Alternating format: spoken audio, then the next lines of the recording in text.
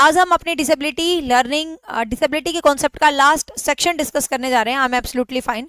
तो डिसेबिलिटी का हम लास्ट सेक्शन आज डिस्कस करने जाएंगे, तो स्टार्ट करते हैं आज का सेक्शन। ठीक है, आज जो हम है टाइप ऑफ डिसेबिलिटीज की बात करते हैं, मतलब डिसेबिलिटीज की क्या क्या टाइप होती हैं। और यहां से एक क्वेश्चन आपके एग्जाम में 200% आता है, 100% नहीं बोला मैंने, 200% आता है क्वेश्चन, मतलब यहां से क्वेश्चन आएगा ही आएगा, आप ये मान के चलिए। ठीक है, हाँ देखिए, तो सबसे पहले है टाइप ऑफ डिसेबिलिटीज। अब डिसेबिलिटीज की कौन कौन सी टाइप है, कैसे आपको क्वेश्चन आएगा, सीधा क्वेश्चन आएगा ये डिसेबिलिटी क्यों है, ये क्यों है, इस तरीके से। तो जब हम डिसेबिलिटीज को पढ़ेंगे बच्चे, तो हम 4 तरीके से डिसेबिलिटीज को पढ़ेंगे, मतलब 5 तरीके से डिसेबिलिटीज को पढ़ेंगे। ठीक है, 5 टाइप की डिसेबिलिटीज हैं जो हम आज की क्लास में पढ़ने वाले हैं। सबसे पहली है लर्निंग रिलेटेड डिसेबिलिटी। ठीक है, सबसे पहले कौन सी है, लर्निंग से रिलेटेड, मतलब अधिगम से संबंधित डिसेबिलिटी। सबसे पहले डिसेबिलिटी कौन सी होती है भाई, अधिगम से संबंधित, जो लर्निंग से संबंधित होती है, फर्स्ट डिसेबिलिटी होती है। देखेंगे इसमें कौन कौन सी हैं। कुछ राइटिंग की होती हैं, कुछ रीडिंग की होती हैं, कुछ मैथमेटिकल होती है और कुछ डेवलपमेंटल डिसेबिलिटी होती हैं। तो क्वेश्चन आ जाए बेसिकली 4 डिसेबिलिटीज कितने प्रकार की हैं, 5 प्रकार की डिसेबिलिटी हैं। और क्वेश्चन याद रखना, डिसेबिलिटीज का कॉन्सेप्ट किसने दिया था, सैमुअल क्रिक। क्वेश्चन एस्टेट अभी जो लास्ट एस्टेट हुआ था उसके अंदर ये क्वेश्चन आ चुका है कि जो डिसेबिलिटी का कॉन्सेप्ट है वो किसने दिया था, सैमुअल क्रिक ने। ठीक है, किसने दिया था भाई, सैमुअल क्रिक ने। ठीक है, सैमुअल क्रिक।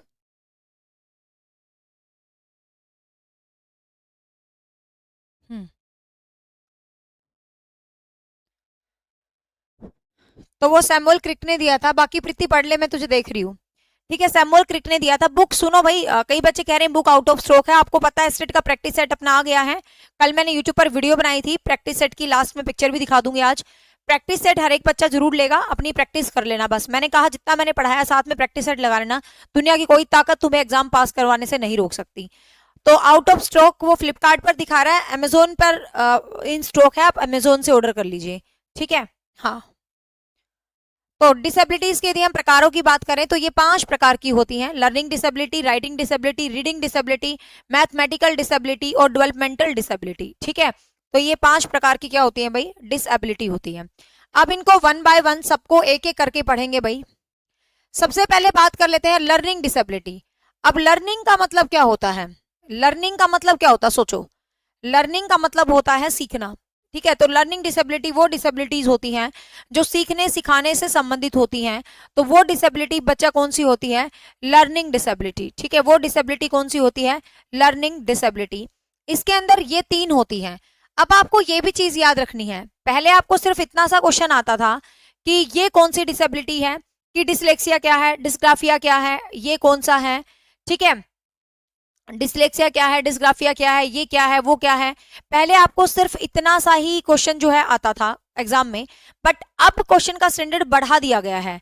अब आपको ये भी पूछ लेंगे कि अधिगम डिसेबिलिटी कौन सी होती है, राइटिंग डिसेबिलिटी कौन सी होती है, डेवलपमेंट डिसेबिलिटी कौन सी होती है। तो अब आपको ये भी ज्ञान होना चाहिए, पहले ये ज्ञान जरूरी नहीं था। देखिए, अधिगम की डिसेबिलिटी की बात करें तो डिसलेक्सिया, अलेक्सिया और हाइपरलेक्सिया 3 होती हैं। अब इनको डिटेल से देखते हैं ये होती क्या है। सबसे पहले है भाई डिसलेक्सिया। अब आपको पता है डिसलेक्सिया रुडोल्फ बर्लिन के द्वारा दिया गया था डिसलेक्सिया। वैसे इतना याद करने की जरूरत नहीं है कि डिसलेक्सिया किसने दिया था, जरूरत ही नहीं है याद करने की। ठीक है, डिसलेक्सिया क्या होता है वो समझ लो। प्रॉब्लम टू वर्ड रिकॉग्नाइजेशन, मतलब जब आप शब्दों को सही नहीं पढ़ पाते हो, जब आप शब्दों को रिकॉग्नाइज नहीं कर पाते हो, जैसे कहते हैं ना बी को डी पढ़ता है, एक बच्चा है वो बी को डी समझता है, एम को डब्ल्यू समझता है या पढ़ता है, एक ही बात है। तो वो डिसेबिलिटी कौन सी होती है, डिसलेक्सिया। जैसे वो फिल्म नहीं है तारे जमी पे, उल्टे सीधे अक्षर उसको नाचते हुए दिखाई देते हैं, एम डब्ल्यू दिखता है, बी डी दिखता है, 6 9 दिखता है। तो इस तरीके का जो कॉन्सेप्ट होता है, इस तरीके का जो कॉन्सेप्ट होता है वो क्या होता है, वो होता है डिसलेक्सिया। ठीक है, वो क्या होता है, डिसलेक्सिया। बच्चा आप कितने भी कमेंट करते रहो, मेरी एक बात को ना शॉर्ट में सुन लो, मैं किसी के इंडिविजुअल कमेंट को रिप्लाई नहीं करूंगी। बुक कहां पर मिल रही है, अमेजोन और फ्लिपकार्ट पे। उनका जो लिंक है ना, अभी इस क्लास के बाद मैं अपना जो टेलीग्राम है मैं डाल चुकी हूँ। एक तो अचीवर अकेडमी का स्पेशल टेलीग्राम ग्रुप है, अचीवर अकेडमी निशा शर्मा लिख के ज्वाइन कर लो। और एक अपना वो वाला ग्रुप है जो एस्टेट लाइव बैच का बना हुआ है, दोनों पे मैं अमेजोन फ्लिपकार्ट का लिंक डाल दूंगी। साथ में जिन जिन दुकानों पे भी ये है ना, उनका मैं आपको वो दे दूंगी, क्या बोलते हैं, एक लिस्ट है पूरी, वो लिस्ट दे दूंगी। बाकी यूट्यूब पर जो मैंने वीडियोस बना रखी है उसके नीचे भी लिंक है, सब जगह है, तुम ढूंढा करो। बस यूं करते रहते हो, लिंक कहाँ है, लिंक कहाँ है, उस वीडियो के नीचे सारे लिंक दे रखे हैं मैंने। और टेलीग्राम पे निशा शर्मा वाले पे भी दे रखे हैं। बाकी अब जो तुम्हारा एस्टेट लाइव बैच है इसके टेलीग्राम पर भी लिंक डाल दूंगी। और बताओ, ठीक है। तो अब कोई बुक के बारे में बात नहीं करेगा। बुक जब पढ़ोगे ना, जब ये सारा कॉन्सेप्ट पढ़ लोगे, पहले पढ़ लो इसको, तो समझ गए भाई। अनसर्टेनिटी होता है, अनिश्चितता होती है, मतलब जब आप शब्दों को रिकॉग्नाइज नहीं कर पाते, वर्ड्स को रिकॉग्नाइज नहीं कर पाते, वर्णमाला के शब्दों को नहीं समझ पा रहे हैं, तो आपके अंदर कौन सी डिसेबिलिटी होगी भाई, आपके अंदर कौन सी डिसेबिलिटी होगी, डिसलेक्सिया। ठीक है, कौन सी डिसेबिलिटी होगी, डिसलेक्सिया। दूसरी जो डिसेबिलिटी है, कई बार एग्जाम में आया है भाई, कई बार एग्जाम में आया है, ये होती है अलेक्सिया। ये कौन सी है भाई, अलेक्सिया। डिसलेक्सिया से थोड़ी सी अलग है, ध्यान से देखिए। अलेक्सिया, पार्शियल और कंप्लीट इनएबिलिटी टू रीड, पढ़ने में आंशिक रूप से अक्षमता। It is called the word blindness. देखो समझना, कई बच्चे डिसलेक्सिया और अलेक्सिया के कॉन्सेप्ट में कंफ्यूज होते हैं। डिसलेक्सिया क्या है, वो 6 को 9 पढ़ रहा है, ठीक है, M को W पढ़ रहा है। ये जब M को W समझता है, 6 को 9 समझता, तो उसको डिसलेक्सिया है। तो उसको क्या है, डिसलेक्सिया है। अरे मैं गुस्सा नहीं करती, मुझे क्लास खराब करनी पसंद नहीं है, बात तो में लगना पसंद नहीं है क्लास के दौरान। हाँ, तो 6 को 9 पढ़ता है, M को W पढ़ता है, B को D पढ़ता है। तो ये जो डिसलेक्सिया है, ये जो चीज होती है, इसको तो हम डिसलेक्सिया बोलते हैं। अलेक्सिया क्या है, जब वो शब्दों को पहचान ही नहीं पाता, उसको यही नहीं पता कि ये M है, उसको यही नहीं पता ये W है, ठीक है, तो इसको शब्द अंधता बोलते हैं। इन शॉर्ट इसको क्या बोलते हैं भाई, शब्द अंधता, मतलब वर्ड ब्लाइंडनेस होती है ये, मतलब उसको यही नहीं पता कि शब्द क्या है, ठीक है, लिखा हुआ तो ये, it's called the word blindness, शब्द अंधता बोलते हैं। मतलब उसको पता ही नहीं भाई को कि ये लिखा क्या पड़ा है, तो डेट इज कॉल्ड शब्द ब्लाइंडनेस या शब्द अंधता, इस चीज को हम बोलते हैं, ठीक है, तो ध्यान रखेंगे। नेक्स्ट है हाइपरलेक्सिया। अब हाइपरलेक्सिया क्या होती है देखते हैं। हाइपरलेक्सिया 2 तरीके से होता है। हाइपरलेक्सिया क्या होता है, आपने समझ तो लिया, जैसे मैंने आपको कुछ पढ़ाया है, ठीक है, आपको मैंने कुछ पढ़ाया है और मैं कहती हूं भाई मुझे बताना मैंने तुम्हें क्या पढ़ाया है, तो बच्चे पढ़ तो लेते हैं, बच्चे पढ़ तो लेते हैं, लेकिन उस पढ़े हुए को एक्सप्रेस नहीं कर पाते। मतलब बच्चे पढ़ तो लेंगे, लेकिन जब आप पढ़े हुए कॉन्सेप्ट को एक्सप्रेस नहीं कर पाते, पढ़े हुए कॉन्सेप्ट को समझा नहीं, मतलब मैं आपसे पूछूं मैंने क्या पढ़ाया है, तो आप समझ नहीं पाते हैं, ठीक है, आप समझ नहीं पाते हो, तो वो जो चीज होती है उसको हम क्या बोलते हैं, हाइपरलेक्सिया। इसको हम क्या बोलते हैं, हाइपरलेक्सिया। समझ रहे हो आप, हाइपरलेक्सिया कहने का मतलब क्या है, आपने समझ तो लिया मैडम क्या समझाना चाहती है, लेकिन आप समझी हुई बातों को एक्सप्रेस नहीं कर पाते, समझे हुए ज्ञान को बता नहीं पाते हो, मतलब आप एक्सप्रेस नहीं कर पाते अपनी भावना, अपने ज्ञान को, तो वो हाइपरलेक्सिया होता है। एक तो ये हाइपरलेक्सिया होता है, एक ज्यादा, एक बार ये भी किसी बुक्स में ये भी होता है, शब्दों जब शब्द उछलते नजर आए, शब्द कई बार ऐसा होता है ना, ये जो तारे जमी वाली फिल्म है, शब्दों को पढ़ नहीं पा रहा, डिसलेक्सिया, शब्द समझ ही नहीं पा रहा शब्द लिखा क्या है, अलेक्सिया, लेकिन शब्द उछल रहे हैं, कॉपी में डांस कर रहे हैं, मतलब कॉपी में एकदम हल्ला मचा रखा शब्दों ने, उछल उछल के तुम्हारी किताब में। किसी बच्चे को जब पढ़ रहे हो ना और ऐसा लगे साइकोलॉजी की किताब उछल रही है, समझ लेना हाइपरलेक्सिया है तुम्हें, ठीक है ना।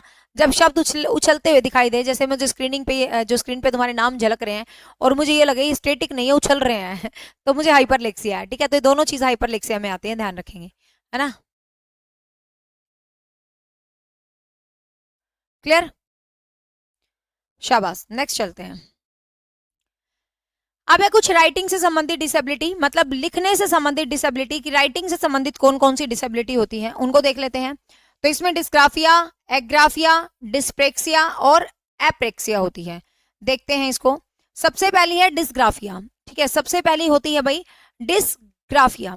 अब डिस्ग्राफिया क्या होता है, डिस्ग्राफिया होता है जब आप चीजों को लिख नहीं पाते हैं, प्रॉपर आपको लिखना नहीं आता है, ठीक है, जब आप चीजों को लिख नहीं पाते हैं तो लेखन संबंधी जो डिसेबिलिटी होती है वो डिस्ग्राफिया होती है। तो ग्राफ कॉपी में लिखते हैं, ठीक है, ग्राफ कॉपी में लिखते हैं, तो ग्राफ लिखने से संबंधित है, तो डिस्ग्राफिया हो गई। अब यहाँ पर एक चीज भी ध्यान रखना, तो ग्राफ ये साथ साथ याद करते चलो, ठीक है, ग्राफ हम लिखते हैं तो ग्राफिया हो गई, ठीक है। अब कई बार लिखने से संबंधित ऑप्शन में नहीं होगा तो आपको आएगा चित्रकला से संबंधित, ठीक है, लिखने से संबंधित ऑप्शन में नहीं हो तो आपको ऑप्शन में मिलेगा चित्रकला से संबंधित, ठीक है, मोटर स्किल्स से संबंधित, ये कोई भी मोटर स्किल्स जो होते हैं उनसे संबंधित कोई भी जो होते हैं फाइन मोटर स्किल, ठीक है, एक होते हैं ना ब्रॉड मोटर स्किल, एक होते हैं ग्रॉस मोटर स्किल, और एक होते हैं fine motor skill. Gross motor skills कौन से होते हैं? जो उछलने कूदने जिसमें ज्यादा दम लगता है। फाइन मोटर स्किल्स जैसे लिखना जिसमें कम दम लगता है। तो ये क्वेश्चन ऐसे भी आ सकता है कि फाइन मोटर स्किल से संबंधित डिसेबिलिटी कौन सी होती है, ठीक है। तो फाइन मोटर स्किल से संबंधित डिसेबिलिटी कौन सी होती है? डिस्ग्राफिया, ठीक है, कौन सी होती है भाई? डिस्ग्राफिया। क्लियर? तो डिस्ग्राफिया या तो लिखने से संबंधित होगी या चित्रकला से संबंधित होगी।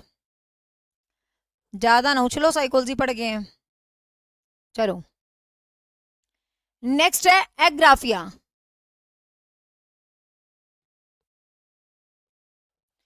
एग्राफिया, एग्रेफिया कह दो या एग्राफिया कह दो या एग्रेफिया कह दो। इसके अंदर क्या होता है? एग्राफिया या एग्रेफिया के अंदर it is a writing disorder. ये एक लेखन डिसऑर्डर है। ये क्या है भाई? एक लेखन डिसऑर्डर है, मतलब ये लिखने से संबंधित डिसऑर्डर है। अब आप कहोगे मैम लिखने से संबंधित तो डिस्ग्राफिया भी पढ़ा था, तो इसमें अलग क्या हो गया? देखो डिस्ग्राफिया है आप किसी भी प्रकार का नहीं लिख पाते हैं तो डिस्ग्राफिया है। इसमें क्या होता है? एक बच्चा एक से अधिक भाषाओं को नहीं समझ पाता, मतलब एक से अधिक भाषाओं को नहीं लिख पाता। जैसे कि मुझे हिंदी लिखनी आती है बट मुझे अंग्रेजी नहीं आती, मुझे अंग्रेजी लिखनी आती है तो मुझे पंजाबी नहीं आती। जैसे कल एक बच्चे ने पंजाबी में कमेंट कर रखा था, मुझे कुछ समझ ही नहीं आया उसने क्या लिख रखा था, फिर मैंने नीचे लिखा प्लीज एक्सप्लेन इट, ठीक है। तो कहने का मतलब मुझे आती ही नहीं पंजाबी पढ़नी, तो मैं कैसे पढ़ सकती हूँ। तो एग्रेफिया क्या होती है? राइटिंग डिसऑर्डर होता है, लेकिन ये कैसा डिसऑर्डर होता है? इसमें एक चाइल्ड अनेबल होता है राइट और words to the another language, दूसरी भाषा के शब्दों को नहीं लिख पाता। जैसे मेरे को हिंदी आती है, मैं अंग्रेजी को नहीं लिख पा रही, तो क्वेश्चन आया ना एक बच्चा अंग्रेजी भाषा लिख पाता लेकिन हिंदी भाषा नहीं लिख पाता, तो उसकी कौन सी डिसेबिलिटी है? तो उसको कौन सी डिसेबिलिटी है बेटा? उसको एग्राफिया, ठीक है, उसको कौन सी डिसेबिलिटी है? उसको एग्राफिया जो है डिसेबिलिटी है, ठीक है। तो कौन सी डिसेबिलिटी है? एग्राफिया डिसेबिलिटी है। नेक्स्ट है डिस्प्रेक्सिया। नेक्स्ट है डिस्प्रेक्सिया। अब देखिए, अब है ना ये वाली जो डिसेबिलिटी है ना, इसको गूगल सर्च मारो, दो डिस्प्रेक्सिया चलने से संबंधित होती है, ठीक है, बट मुझे नहीं पता किताबों में गूगल्स पे इसको बहुत जगह है। और डिस्प्रेक्सिया तो मैंने इसमें भी ऐड कर रखी है और चलने वाली में भी ऐड कर रखी है। जो डिस्प्रेक्सिया होती है ना, तो ऐसे याद करेंगे, प्रेक्सिया किससे संबंधित होगी भाई? पैर से। पहला ऑप्शन यदि डिस्प्रेक्सिया आए ना तो आप चलने से संबंधित करना, ठीक है। पहला ऑप्शन यदि आए तो आप चलने से संबंधित करिए। हम ऐसे याद करेंगे डिस्प्रेक्सिया मतलब, प्रेक्सिया मतलब पैर, पैर क्या करते हैं? चलने का काम। जब कोई बच्चा प्रॉपर चल नहीं पाता है तो उसको डिस्प्रेक्सिया होती है, ठीक है, तो उसको क्या होता है?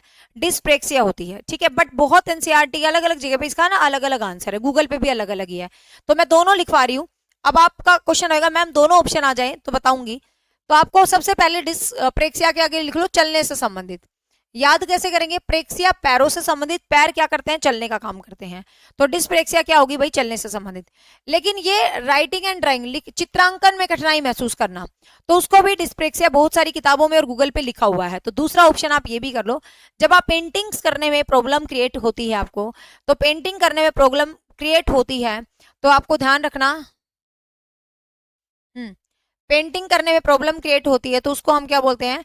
डिस्प्रेक्सिया बोलते हैं, ठीक है। जब आपको पेंटिंग करने में प्रॉब्लम क्रिएट होती है तो उसको हम क्या बोलते हैं भाई? डिस्प्रेक्सिया बोलते हैं। तो ये चीज आप ध्यान रखेंगे, पेंटिंग करने में कोई प्रॉब्लम क्रिएट हो रही है तो उसको हम क्या बोलेंगे भाई?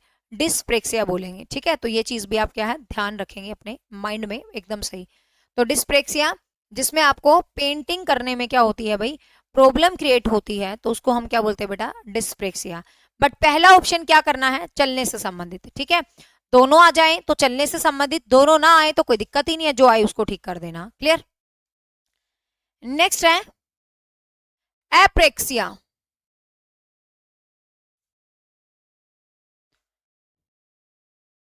एप्रेक्सिया, ठीक है, एप्रेक्सिया। इसमें क्या बच्चा कोऑर्डिनेट नहीं कर पाता अपने हाथों और अपने आंखों के एक्सप्रेशंस, मतलब मसल्स से संबंधित, आपकी जो मसल्स आपके हैंड और आपके आईज एक्सप्रेशन एक दूसरे से मैच नहीं कर पाते हैं, ठीक है। तो आपके हैंड्स और आपके आईज इंप्रेशन एक दूसरे से मैच नहीं कर पाते, तो इसको हम एप्रेक्सिया बोलते हैं, ठीक है। इसको हम बेटा क्या बोलते हैं? एप्रेक्सिया बोलते हैं। क्लियर? तो इसको हम क्या बोलते हैं? Apraxia. Child is unable to coordinate hand and eyes, तो बच्चा जब हाथ और आईज को कोऑर्डिनेट नहीं कर पाता तो इसको हम क्या बोलते हैं बच्चे? एप्रेक्सिया बोलते हैं। तो ध्यान रखेंगे, इसको हम क्या बोलेंगे, एप्रेक्सिया बोलेंगे। क्लियर हुआ? ठीक है, आगे चलते हैं। अब करते हैं कुछ मैथमेटिकल। तो एप्रेक्सिया, आप परफेक्ट नहीं हो कोऑर्डिनेशन करने में, हाथों की एक्टिविटीज और अपनी मूवमेंट्स को परफेक्टली एक्टिव नहीं कर पा रहे हो। क्लियर? हाँ, तो मतलब एक तरह से कोऑर्डिनेशन मूवमेंट में प्रॉब्लम आ रही है, तो उसको हम बोलते हैं एप्रेक्सिया। एप्रेक्सिया। क्लियर? नेक्स्ट है मैथमेटिकल डिसऑर्डर, गणित संबंधी विकार। ठीक है, नेक्स्ट कौन सी है, गणित संबंधी विकार। अब गणित संबंधित विकार में कौन कौन सी है देखते हैं। गणित संबंधी विकार तीन है, एक डिस्कैलकुलेलिया, एक लेक्सिकल डिस्कैलकुलेलिया, एक ग्राफिकल डिस्कैलकुलेलिया। अब कैलकुलेलिया शब्द अपने आप ही याद हो जाएगा, कैलकुलेलिया रिलेट कर रहा है कैलकुलेशन से, और कैलकुलेशन होती है किसकी भाई, मैथ्स की। ठीक है, अब देखते हैं वन बाय वन इसके अंदर क्या है।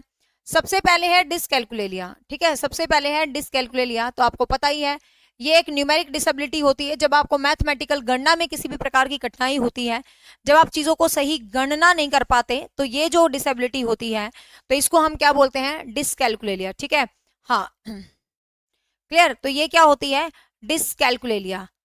क्लियर? ये कुछ बच्चे कह रहे हैं वचन संबंधी, इसमें फर्क होता है बेटा।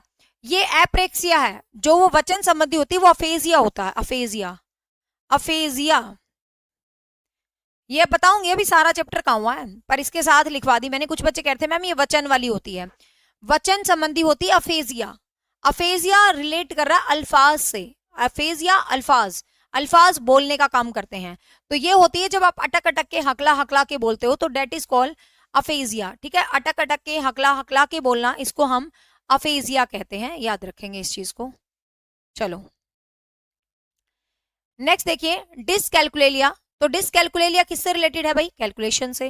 तो ये किससे रिलेटेड है, कैलकुलेशन से रिलेटेड है क्या भाई, डिसकैलकुलेलिया।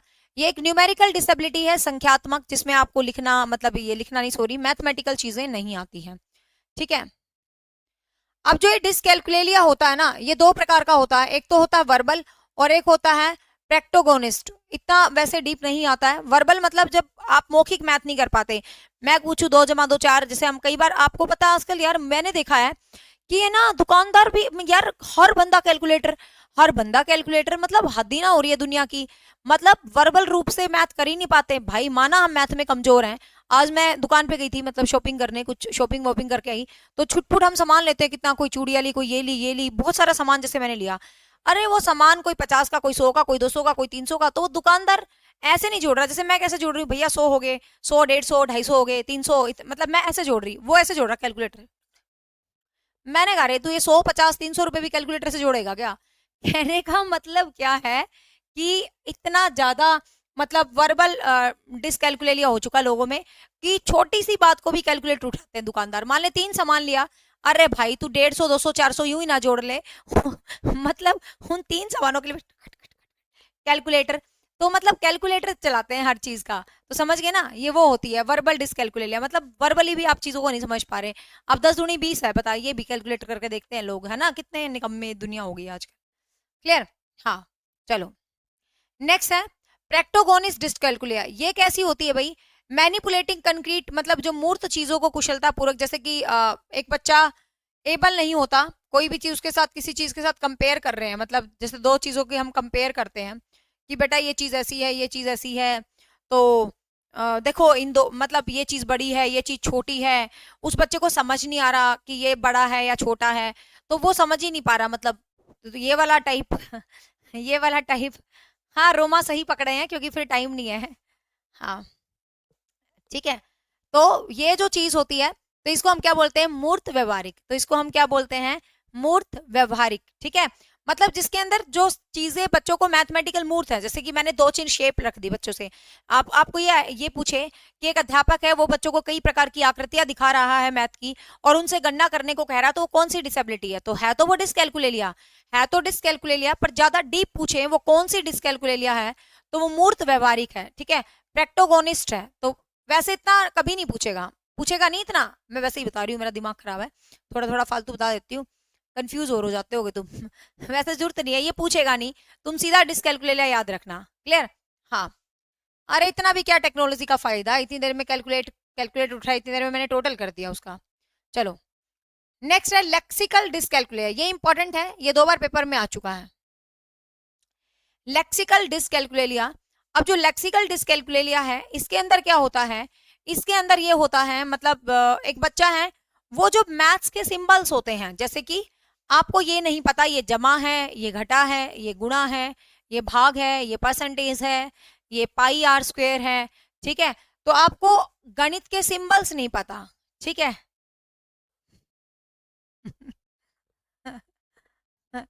तुम तो भाई कसुत्ते बालक हो। अच्छा शारदा, 100%। चलो, वैसे मुझे शौक है, मैं बनाती हूँ, टेंशन ना लो, तुम्हें मिलेगी। 2-3 लड़कियां कमेंट कर रही है पढ़ते पढ़ते, मैम करवा चौथ की इंस्टा पे रील जरूर बनाना, we are waiting. Don't worry, insta follow करा हुआ ना, जिसने नहीं कर रखा कर लो। निशा, ये अंडरस्कोप लगाना, शर्मा, नहीं नहीं नहीं, निशा शर्मा साथ ही लिखा है, निशा शर्मा @ पता नहीं है, मैं तो भूल ही गई, @निशा शर्मा 9034, पता नहीं मुझे क्या, मेरे चैनल की अबाउट के अंदर है इंस्टा आईडी। फॉलो कर लेना आप, तुम्हारी गुजारिश पे 2-4 रील पक्का बनाऊंगी, ठीक है। चल आ जा, पढ़ते हैं। तो लेक्सिकल, तो समझ गए भाई, लेक्सिकल डिसेबिलिटी के अंदर कौन सा होता है, इसके अंदर जब आपको गणित के सिंबल्स नहीं पहचान पाते, मतलब क्या सिंबल्स हैं भाई, आपको पता ही नहीं है परसेंटेज है, आपको पता ही नहीं है पाई आर स्क्वायर है। अब मेरी बात ध्यान से सुनना, ये सारी डिसकैलकुलेलिया है, यदि आपको ऑप्शन में अलग अलग मिले तो आप अलग अलग आंसर करोगे, लेकिन जब आपको ऑप्शन में अलग अलग नहीं मिले, यदि आपको ऑप्शन में अलग अलग नहीं मिले तो आप अलग अलग आंसर नहीं करोगे, मतलब मेक योर माइंड क्लियर। ये सब डिसकैलकुलेलिया है, जमा घटा गुणा भाग नहीं कर पा रहा, डिसकैलकुलेलिया है, मैथ की सिंपल नहीं पहचान पा रहा, डिसकैलकुलेलिया है, लेकिन इनको डिवाइड कर दिया, मतलब ज्यादा पेपर को स्टैंडर्ड बनाने के लिए इनको डिवाइड कर दिया। हाँ, तो स्टैंडर्ड बनाने के, हाँ निशा शर्मा 9034 यही है। तो difficulty of reading with mathematical symbols, मान लो ये आ जाए कि मैथमेटिकल सिंबल पढ़ने में एक बच्चे को प्रॉब्लम है, ऑप्शन में आके डिसकैलकुलेलिया और ऑप्शन में आ गया लेक्सिकल डिसकैलकुलेलिया, तो आपको फिर आंसर करना है लेक्सिकल डिसकैलकुलेलिया, बस ये चीज ध्यान रखना, ठीक है। हाँ, ग्राफिकल डिसकैलकुलेलिया, इसके अंदर क्या होता है, difficulty in writing mathematical symbol in graph, जैसे मैथ्स का जो ग्राफ होता है, जैसे हम लगाते थे जनसंख्या वाले चैप्टर में ग्राफ बनाते थे, 10वीं क्लास में पहली बार मुझे ध्यान है ग्राफ का क्वेश्चन आया था, एक खाली शीट मिलती थी ग्राफ की, ठीक है ना। हाँ, तो वो ग्राफ वाला जो पेपर में क्वेश्चन आता था वो ग्राफिकल डिसकैलकुलेलिया होता था, ठीक है भाई। नेक्स्ट चलते हैं, रीडिंग संबंधी डिसेबिलिटी, ये बहुत ज्यादा इंपॉर्टेंट है, बहुत पेपर में आती है, स्टार लगा लो। रीडिंग संबंधी डिसेबिलिटी, लिखने से मतलब रीड रीड करना, मतलब एक तरह से आपका वाचन से संबंधित मौखिक जो विकार होता है, वैसे तो स्पीकिंग होता है भाई, आपको पता है वाचन स्पीकिंग होता है, बट डिसेबिलिटी की बात आती है तो वाचन विकार मौखिक विकार एक ही बात है, तो रीडिंग डिसेबिलिटी होती है, तो ध्यान रखना इस चीज को। तो सबसे पहले होता है इसमें अफेजिया, मैंने अभी अभी आपको बताया था, सबसे पहले aphasia, a language disorder that affect a person ability to communicate, अभी मैंने आपको बताया था एक बंदा है जब कम्युनिकेट नहीं कर पा रहा, मतलब ढंग से संवाद नहीं कर पा रहा, मैंने कहा था अफेजिया होता है अल्फाज से संबंधित, ठीक है। हाँ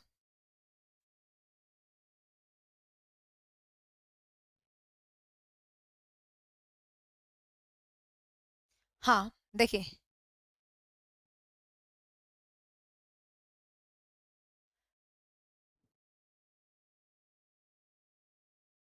अलेक्सिया लर्निंग डिसेबिलिटी है, लर्निंग लर्निंग और रीडिंग में फर्क है।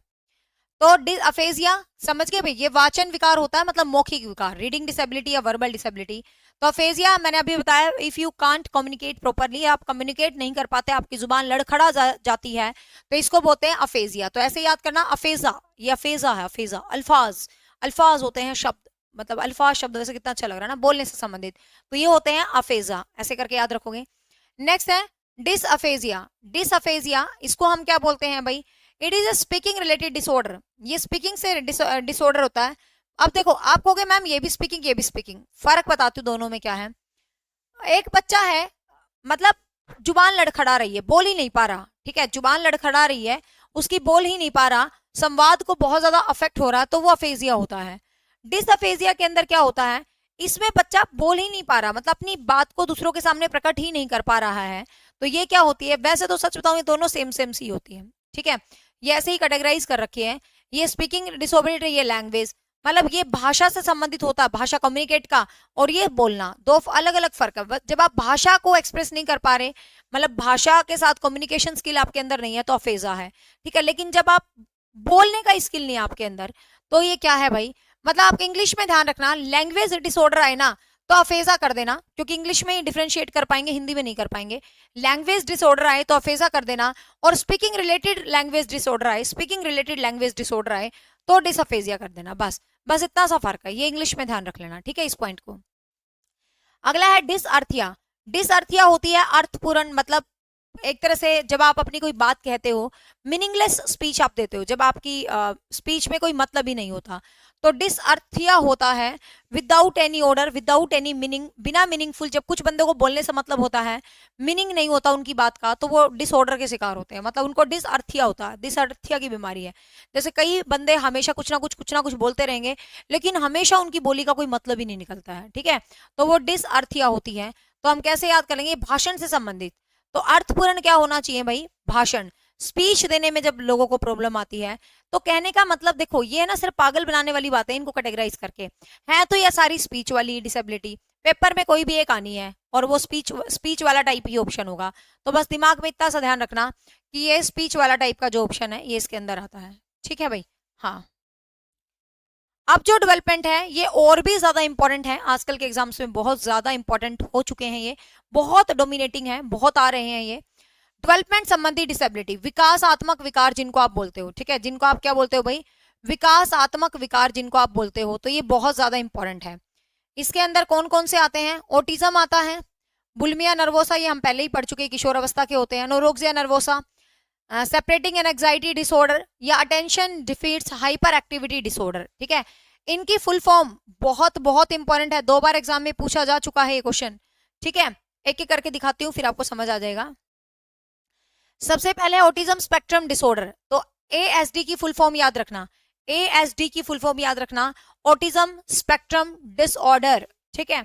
और ये मैं कई बार आपको समझा चुकी हूँ कि it is a complex development condition, involves the patience less child on the verbal communication restricted of the repetitively व्यवहार, a child of the autism tend to the most isolate. मैं आपको सिंपल सी भाषा में समझाती हूँ, जो ऑटिज्म बच्चा होता है वो अकेला रहता है, मतलब वो आइसोलेट रहता है, खुद को अकेला रखना पसंद करता है। जब भी वो सोसाइटी के बीच आ जाता है तो बहुत अनकंफर्टेबल फील करता है, उसको है ना, मतलब बहुत अनकंफर्ट लगता है, मतलब उसको लगता है यार क्या ही है, मतलब वो बड़ा अजीब फील करता है, वो एक क्रिया को बार बार दोहराता है। तो ये क्वेश्चन भी आपके एग्जाम में आया था कि रिपीटेड एक्शन कौन से बच्चे का एग्जाम्पल होता है, तो उसमें बच्चों की टाइप दी हुई थी, तो ऑटिज्म बच्चे का। रिपीटेड एक्शन का मतलब आप एक काम को करने लगे, मान ले आप एक टेबल पे खटखट बजा रहे हो, खट खट खट खट खट खट, आप बजाते ही रहोगे जब तक सारी गली मोहल्ला ना आ जाए कि क्या कर रही है तू, तब तक आप उस काम को करते ही रहोगे, ठीक है। तो ये जो चीज होती है इनको हम क्या बोलते हैं, ऑटिज्म, ठीक है। ये ऑटिस्टिक चाइल्ड की पहचान होती है, जो एक रिपीटेड करता रहता है एक एक्शन को, आइसोलेट रहता है, समाज में जाते ही अनकंफर्टेबल हो जाता है। बहुत प्राचीन टाइम में मुझे ध्यान है, जब मेरी शादी नहीं हुई थी, जी टीवी पर एक सीरियल आता था, नाम था उसका आपकी अंतरा, मेरी मम्मी देखा करती, मुझे अब थोड़ा थोड़ा ध्यान आता जब मैं एग्जाम्पल देती हूँ। आपकी अंतरा में जो बच्ची थी वो मतलब ऐसी हेयर कट रखती थी, सुंदर सी क्यूट सी लड़की थी, वो ऑटिस्टिक बच्ची थी, ठीक है ना। हाँ हाँ नीरू, 20 स्टार लगा लो इस पे, बिल्कुल सही बोले हो, सच में 20 स्टार लगाने का चैप्टर है आज का। मैंने आपको इंडिविजुअल डिफरेंस के पार्ट 1 में कहा स्टार लगाओ, नहीं कहा, पार्ट 2 में कहा स्टार लगाओ, नहीं कहा, पार्ट 3 में कह रही हूँ ना, तो इस पर 20 स्टार लगा लो, ये सच में इतना इंपॉर्टेंट चैप्टर है, 200% क्वेश्चन आएगा इस चैप्टर से, ठीक है। तो ऑटिज्म स्पेक्ट्रम डिसऑर्डर क्लियर होगी भाई, तो ये ऐसी डिसऑर्डर होती है, अपने आप में रहता है, गुमसुम रहता है, उदासीन रहता है, चीजों को बार बार करता रहता है। ये दोनों हम कर चुके थे, बुलिमिया नर्वोसा और एनोरेक्सिया नर्वोसा। बुलिमिया नर्वोसा मैंने आपको बताई दी थी, मैं इन शॉर्ट दोबारा से रिवाइज कर देती हूँ, ठीक है। ये विकार वजन बढ़ने का एक बहुत बड़ा डर होता है, इस पर प्रतिबंध लगाने के लिए भोजन पर प्रतिबंध लगाते हैं। एनोरेक्सिया नर्वोसा क्या होता है, मैंने आपको बताया था, जो लड़कियां होती हैं वो अपने नॉर्मल वेट से भी नीचे वेट पे होती है। अब वो नॉर्मल वेट से भी नीचे वेट पे होती है, लेकिन फिर भी वो यूं करते हैं, नहीं मुझे ये नहीं खाना, ये बहुत ऑयली, हमारी तरह नहीं है कि अभी बाजार से आए तो नान ठोक के आ जाए मतलब आजकल की काश हम आजकल की लड़कियों वाला स्टाइल मार पाते, बहुत ही पतले हो जाते। मेरे पतले होने की कड़ी में एक सबसे बड़ी दुविधा है खाना, जो मुझसे छूटता ही नहीं है। मतलब मैंने बीच में खूब एक्सरसाइज करी, खूब जम के, और मैं पतली भी हुई, लेकिन अब वो एक्सरेट आ गया, टाइम मिलता नहीं है, एक्सरसाइज मैं कर नहीं रही आजकल, और खाना वही जारी है, बाजार जा रहे हैं तो कुछ चटपटा जरूर खा के आना, मतलब मेरा खाना नहीं छूटता, बिल्कुल भी खाना नहीं छूटता।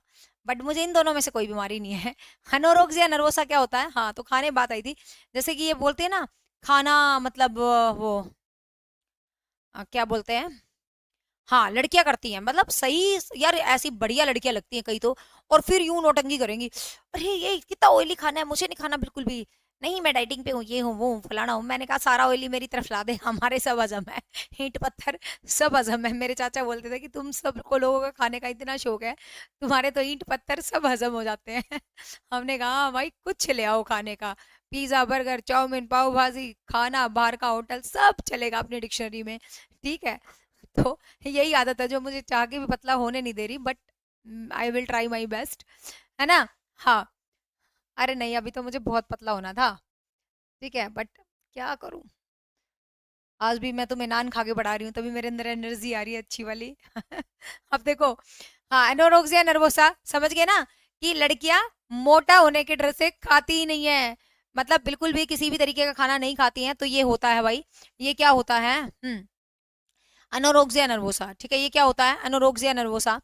फिर होता है बुलिमिया नर्वोसा, मैंने आपको बताया। दोनों में क्या फर्क है भाई, अनोरेक्सिया में तो क्या लड़कियां सोचती हैं उनको वेट गेन हो जाएगा, उनका वजन बढ़ जाएगा, और वो खाती ही नहीं है, तो वो अनोरेक्सिया नर्वोसा है, ठीक है, डाइटिंग करती रहती है जानबूझ के, तो वो मतलब अनोरेक्सिया नर्वोसा। बुलिमिया नर्वोसा में क्या है, खा लेती है बेचारी, खा के लगता है ओ भाई मैंने आज क्यों खाया ये, मैंने आज नहीं खाना था, मैं तो कोई डाइटिंग पिल ले लेती हूँ, जो मैंने खाया है मैं एक्सरसाइज करके उसको बराबर कर दूंगी, है ना, दुखी होती हैं बाद में, तो वो लड़कियां बुलिमिया नर्वोसा होती है, ठीक है, वो लड़कियां बुलिमिया नर्वोसा की शिकार होती हैं, तो ध्यान रखें, तो ये चीज आपको ध्यान रखनी है, बुलिमिया नर्वोसा और अनोरेक्सिया नर्वोसा, तो काफी इंपॉर्टेंट है ये, कई मैं बता चुकी हूँ आपको उस चैप्टर में अच्छे से, है ना। एनोरेक्सिया नर्वोसा में लोग अपने खाने की इच्छा को मारते हैं, जैसे आजकल की लड़कियां करती हैं, पतला होने मैं बताती हूँ यार, खाओ पियो पतले हो जाओ, है ना, खाओ पियो एक्सरसाइज करो पतले रहो, कोई दिक्कत नहीं है, लेकिन भूखा मर मर के पतला रहना, आजकल मैंने देखा दुनिया भूखा मरती है फिर पतली होती है, फिर उनकी शक्लें देखने लायक हो जाती है, मतलब यार भूखा मर मर के पतला नहीं होना चाहिए, क्लियर। नेक्स्ट है,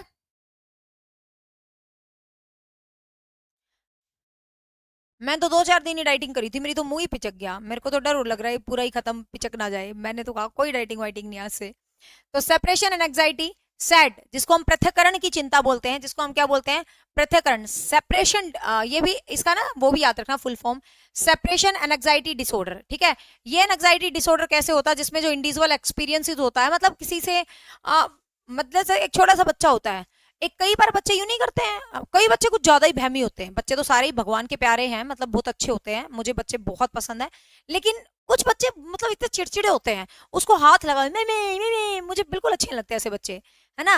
मतलब हाथ लगाते ही उनको लगा ओए मेरी मम्मी पता नहीं कहाँ मर गई, दुनिया के किस कोने में मर गई मेरी मम्मी, और अब तो मेरी मम्मी उल्टी नहीं दिखेगी मेरे को, और ऐसे पागलों की तरह चिक्के मार मार के ऐसा रोएंगे, मैं कहूंगी ले जा बहन अपनी औलाद को ले जा तू, है ना। तो ये वो वाला सीन जो होता है ना, ये वो वाला सीन होता है क्या, सेपरेशन एंड एंग्जाइटी डिसऑर्डर, जिसमें स्मॉल चिल्ड्रन होते हैं जो 6-7 साल 3 साल 4 साल उम्र के महीने वाले होते हैं, जो बिल्कुल डरते रहते हैं उनकी मम्मी, तो मतलब ठीक है ना, तो ये वाला जो सीन है, तो आपको ध्यान रखना है, वो सेपरेशन एंड एंग्जाइटी डिसऑर्डर होता है, क्लियर। हाँ, नेक्स्ट है, नेक्स्ट डिसऑर्डर पे स्टार लगा लो, बहुत ज्यादा इंपॉर्टेंट है, ये काफी बार एग्जाम में पूछा गया है, ये डिसऑर्डर है एडीएचडी, ठीक है, एडीएचडी फुल फॉर्म भी याद रखना है, attention deficits hyper activity disorder. ये कैसी मतलब attention deficit hyper disactivity, attention deficits hyper disactivity disorder, इसके अंदर क्या होता है, इसके अंदर जो बच्चा होता है वो मतलब आवेगी होता, आवेगी मतलब, हाँ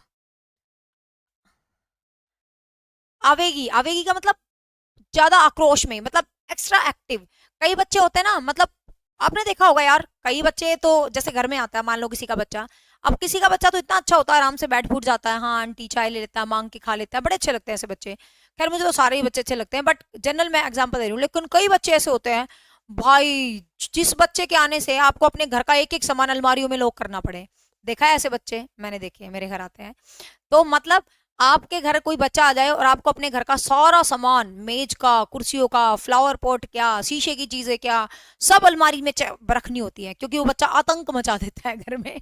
तो वो जो आतंक मचाने वाले टाइप के बच्चे होते हैं, तो वो किसके अंदर आते हैं भाई? अटेंशन, ये अटेंशन वाले डिसऑर्डर के अंदर आते हैं। मतलब वो बहुत ज्यादा सक्रिय होते हैं, अरे मतलब टिक के बैठते ही नहीं एक सेकंड भी। तो ऐसा जो होता है, जो बहुत ज्यादा सक्रिय बच्चे होते हैं, देखो अब किसी का बच्चा सक्रिय हो तो ये मत सोचना उसको कोई डिसेबिलिटी है, ठीक है? मेरा बच्चा भी एक्स्ट्रा है, वो भी टिकता नहीं है कभी भी, पर उसको कोई डिसेबिलिटी नहीं है। मतलब जनरल बच्चे अलग चीज होती है, लेकिन ये ज्यादा है जिनका खुरापाती दिमाग 24 घंटे चलता रहता है, ये वो वाले टाइप के होते हैं, ठीक है ना? हाँ, ध्यान रखना। क्लियर? तो ये होती है अटेंशन डिसऑर्डर। तो ध्यान रखेंगे, ध्यान केंद्रित नहीं कर पाते, मतलब वो एक जगह बैठ नहीं पर कर पाते, ध्यान केंद्रित नहीं कर पाते। इसके अलावा कुछ और है, एक होती है डिसऑर्थोग्राफिया। डिसऑर्थोग्राफिया, कुछ और डिसेबिलिटी इनको भी लिख लो। डिसऑर्थोग्राफिया ये स्पेलिंग की वर्तनी संबंधी होती है, जैसे किसी की स्पेलिंग में बहुत प्रॉब्लम होती है, ठीक है? स्पेलिंग जब आप हमेशा गलत करते रहते हो, स्पेलिंग्स की बहुत प्रॉब्लम है। मेरे को भी है थोड़ी थोड़ी, मैं स्पेलिंग पता नहीं क्यों, मेरी इंग्लिश अच्छी है, मेरी ग्रामर अच्छी है, मेरा लिटरेचर अच्छा है, बट मेरी स्पेलिंग गंदी है। मतलब इन द सेंस मेरे से स्पेलिंग मिस्टेक होती है, पता नहीं क्यों, कभी से होती रहती है। मतलब मैं स्पेलिंग के मामले में थोड़ी सी मुझे लगता है कमजोर हूँ, बट ज्यादा नहीं, मतलब कुछ एक आधी स्पेलिंग तो मेरी गलत होती ही होती है, मुझे नहीं पता क्यों होती है, ठीक है?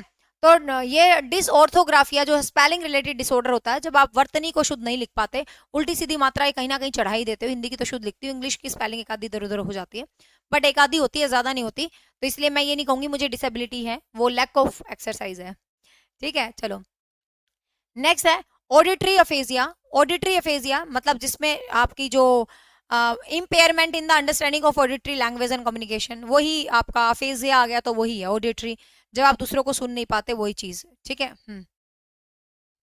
बंदर को होती है ये वाली अटेंशन डिसऑर्डर वाली बीमारी, बंदर नहीं टिकता कहीं भी। डिसमोर्फिया, डिसमोर्फिया डिसेबिलिटी होती है शेप एंड साइज, आकृति से संबंधित, unable to identify the difference faces, जैसे कि जो अलग अलग विभिन्न प्रकार के चेहरे हैं, आप उनकी सही से पहचान नहीं कर पाते, ठीक है?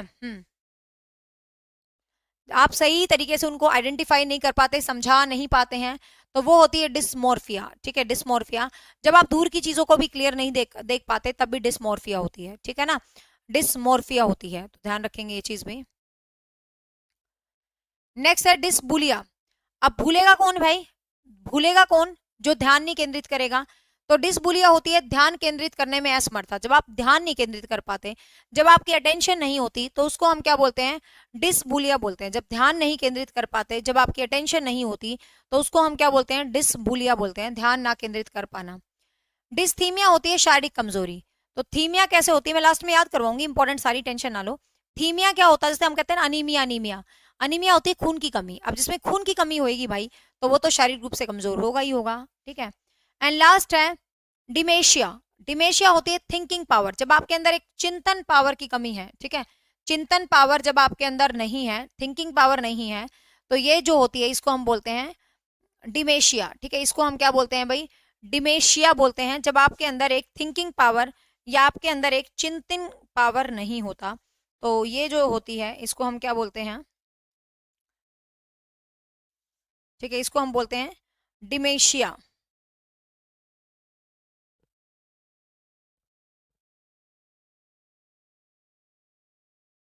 हम्म सैमुअल क्रुक ने 1963 में दिया था, ईयर चेक कर रही थी मैं, 1963 में। तो डिसेबिलिटी का कॉन्सेप्ट 1963 में दिया गया था सैमुअल क्रिक के द्वारा।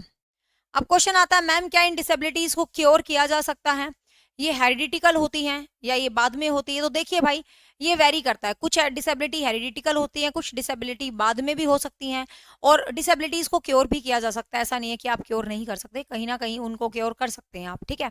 अब इन शॉर्ट इंपॉर्टेंट डिसेबिलिटीज को मैं ट्रिक से याद करवाती हूँ आपको, मेरे साथ बोलिएगा और याद कर लो फटाफट, कोई दिक्कत नहीं है, सिर्फ इंपॉर्टेंट। सबसे पहले डिसलेक्सिया, पठन, वो सबको पता है भाई, वो हमने रट रखा बचपन से, लर्निंग डिसेबिलिटी। फिर डिसग्राफिया, कैसे याद करोगे? ग्राफ, ग्राफ, ग्राफ क्या करते हैं? लिखने का काम, तो लिखने संबंधित।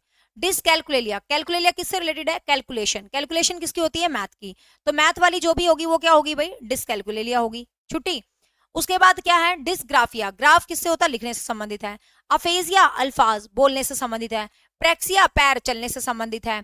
डिस्थीमिया, थीमिया मतलब अनीमिया, शरीर शारीरिक कमजोरी, तो कमजोरी से संबंधित है, ठीक है।